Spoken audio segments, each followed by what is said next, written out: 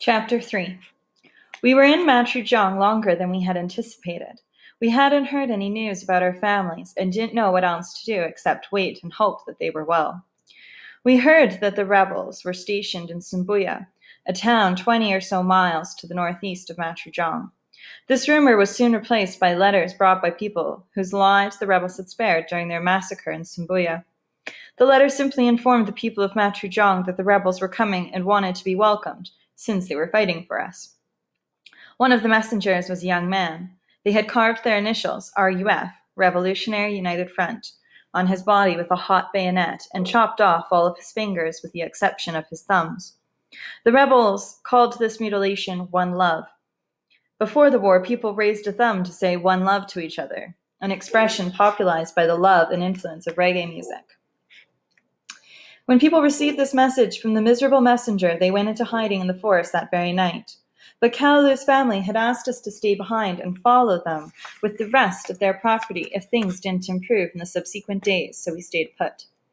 That night, for the first time in my life, I realized that it is the physical presence of people and their spirits that gives a town life.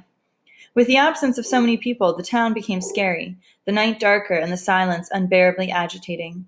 Normally, the crickets and birds sang in the evening before the sun went down, but this time they didn't, and darkness set in very fast. The moon wasn't in the sky. The air was stiff, as if nature itself was afraid of what was happening. The majority of the town's population was in hiding for a week, and more people went into hiding after the arrival of more messengers. But the rebels didn't come on the day they said they would, and as a result, people started moving back into the town. As soon as everyone was settled again, another message was sent. This time, the messenger was a well-known Catholic bishop who had been doing missionary work when he ran into the rebels. They didn't do anything to the bishop except threaten that if he failed to deliver their message, they would come for him. Upon receiving the word, people again left town and headed for their various hiding places in the forests. But we were again left behind, this time not to carry Kalu's family's belongings, as we had already taken them into hiding, but to look after the house and to buy certain food products like salt, pepper, rice, and fish that we took to Kalu's family in the bush. Another 10 days of hiding, and still the rebels hadn't arrived. There was nothing to do but to conclude that they weren't coming. The town came alive again. Schools reopened. People returned to their normal routines. 5 days went by peacefully, and even the soldiers in town relaxed. I would sometimes go for walks by myself in the late evening. The sight of women preparing dinner always reminded me of the times I used to watch my mother cook. Boys weren't allowed in the kitchen, but she made an exception for me, saying, "You need to know how to cook something for your Palamo life, your single life." She would pause and give me a piece of dry fish and then continue, "I want a grandchild, so don't be a Palamo, don't be single forever." Tears would form in my eyes as I continued to stroll on the tiny gravel roads in Matrujiang. When the rebels finally came, I was cooking. The rice was done and the okra soup was almost ready when I heard a single gunshot that echoed throughout the town. Junior, Taloi, Kaloko, Gabrilla, and Kalu, who were in the room, ran outside. "Did you hear that?" they asked. We stood still, trying to determine whether the soldiers had fired the shot. A minute later, 3 different guns rapidly went off. This time, we started to get worried. "It was just the soldiers testing their weapons," one of our friends assured us. The town became very quiet, and no gunshots were heard for more than 15 minutes. I went back to the kitchen and started to dish out the rice. In that instant, several gunshots, which sounded like thunder striking the tin-roofed houses, took over town. The sound of the guns was so terrifying it confused everyone. No one was able to think clearly. In a matter of seconds, people started screaming and running in different directions, pushing and trampling whoever had fallen on the ground. No one had the time to take anything with them. Everyone just ran to save his or her life. Mothers lost their children, whose confused, sad cries coincided with the gunshots. Families were separated and left everything they had worked for their whole lives. My heart was beating faster than it ever had. Each gunshot seemed to cling to the beat of my heart.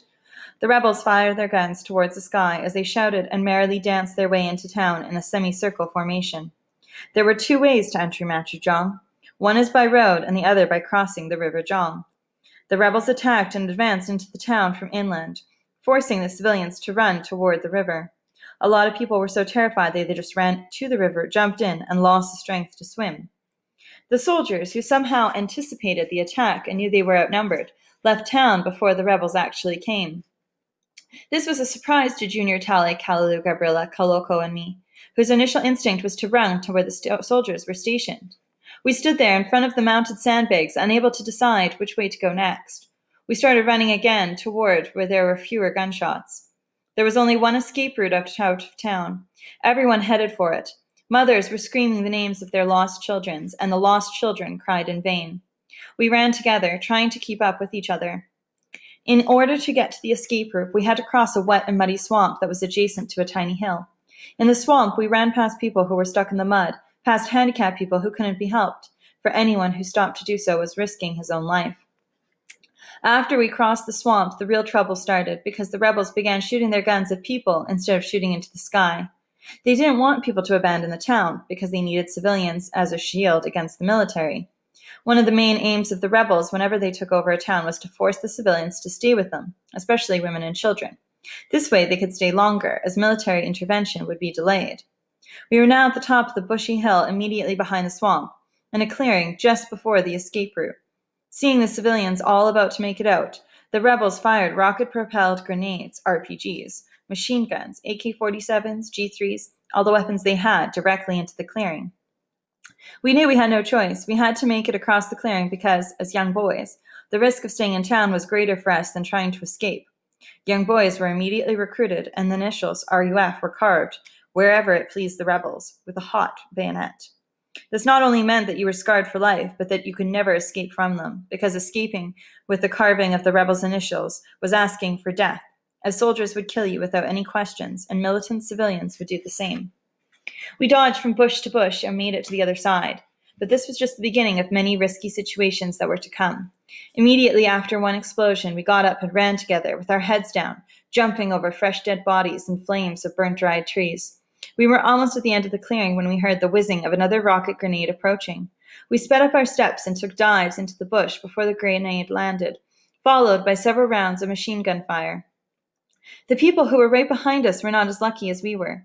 The RPG caught up with them. One of them caught the fragments of the RPG. He cried out loudly and screamed that he was blind. No one dared to go out and help him.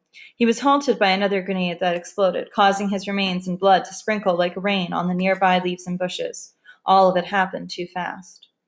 As soon as we had crossed the clearing, the rebels sent some of their men to catch those who had made it into the bush. They started chasing and shooting after us. We ran for more than an hour without stopping. It was unbelievable how fast and long we ran. I didn't sweat or get tired at all. Junior was in front of me and behind Talloy. Every few seconds, my brother would call my name to make sure I wasn't left behind. I could hear the sadness in his voice, and each time I answered him, my voice trembled. Gabriella, Kaloko, Kalu were behind me. Their breathing was heavy, and I could hear one of them hissing, trying not to cry. Talloy was a very fast runner, even when we were younger. But on that evening, we were able to keep up with him. After an hour, or maybe even more of running, the rebels gave up the chase and returned to Matrajong, while we continued on.